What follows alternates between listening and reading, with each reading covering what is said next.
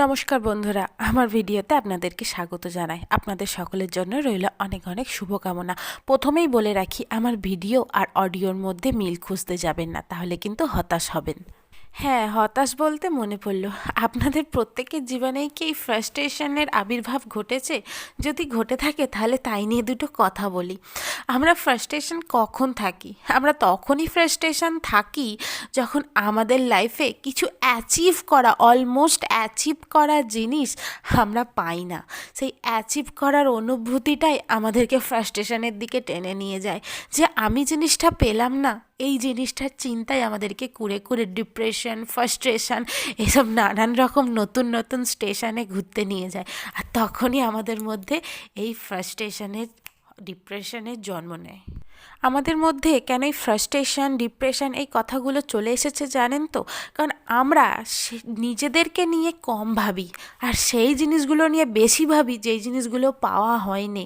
চেয়েছিলাম তারপরেও জিনিসটা পাইনি, জিনিসটা আমার হয়েও হয়নি, সেই জিনিসগুলো নিয়ে আমরা বেশি চিন্তা ভাবনা করে ফেলি। তাই তখনই আমরা ফ্রাস্ট্রেশন হতে থাকি। তাই আমি একটা কথাই বলবো, যে যেই জিনিস হয়নি, যেই জিনিস পাওয়া যায়নি, সেই জিনিসটা চিন্তাটা ছেড়ে দিয়ে নিজেদের নিয়ে চিন্তা করুন। দেখবে আর ডক্টর দেখানোর প্রয়োজন পড়বে না, কোনো সাইকোলজিস্টের কাছে যেতেও হবে না, যে তার কাছে গিয়ে পরামর্শ নিতে হবে যে কীভাবে আমরা ভালো থাকবো। আমরা নিজেরা নিজেদেরকেই চাইলে ভালো রাখতে পারি।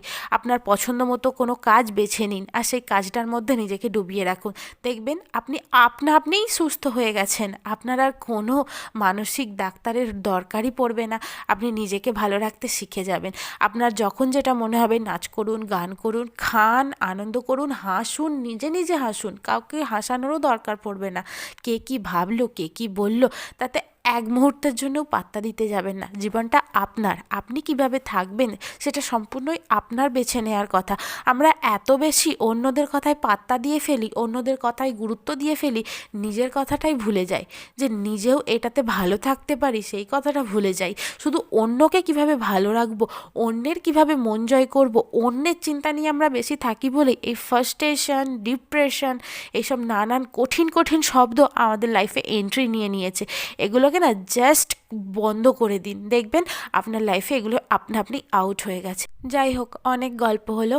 আর হ্যাঁ, আপনাদেরকে বলে দিই, এই যে ভিডিওটা আপনারা দেখতে পাচ্ছেন, সেদিন ছিল আমাদের বাড়িতে সন্তোষী মায়ের পূজা, আর তারই কিছু কিছু ক্লিপ আপনাদেরকে দেখাচ্ছি।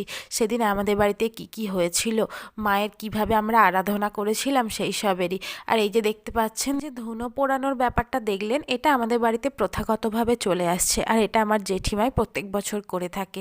আর তারপরে আমি খাবার খেতে বসে পড়েছিলাম। সকলে ভালো থাকবেন, সকলকে ভালো রাখবেন, এবং কাছের মানুষদের একটু বেশি করে সময় দেবেন। টাটা।